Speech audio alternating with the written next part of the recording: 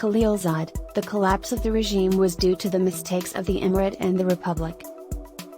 Zalmai Khalilzad, the former U.S. Special Envoy for the Afghanistan peace process, defended the U.S. position and its efforts in the Afghan peace process.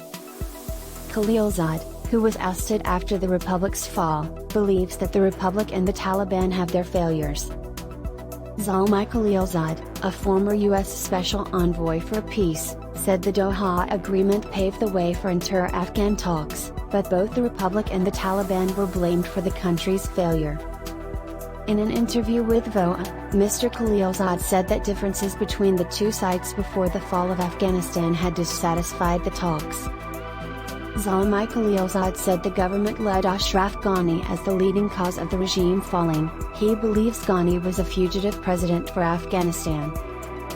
He shouldn't his well to the negotiations, saying, he was not a supporter of the peace process.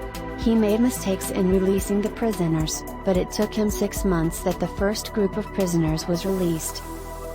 The former U.S. official, who has been directly involved in the Afghan peace process, added that if President Ghani remained in Afghanistan, it would be better to reach an agreement.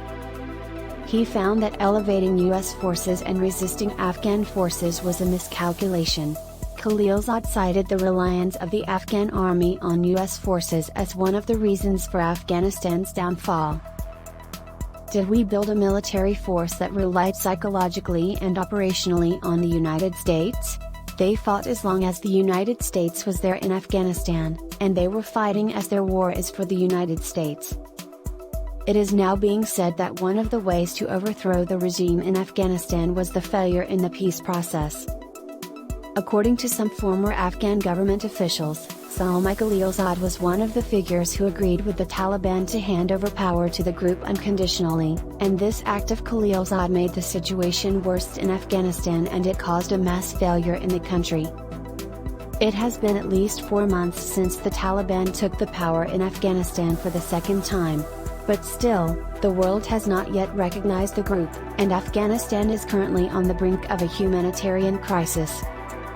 At the same time, the Afghan citizens now call on the international community and the Taliban to comply with the people's will and put an end to the political games that will escalate the crisis as soon as possible.